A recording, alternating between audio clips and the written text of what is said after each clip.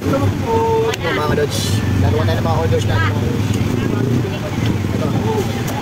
Sabi mo, libre lang ko ah. Tapos naka-ready na ba ito? Oo. Napais ka?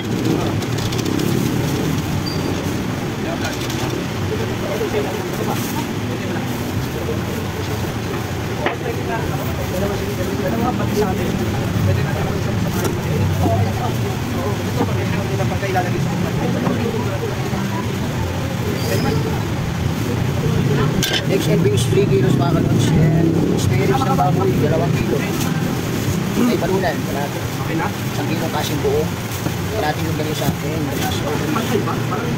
May giniling. Sa panggiling mga kadods, doble natin gawin lang. Ito yung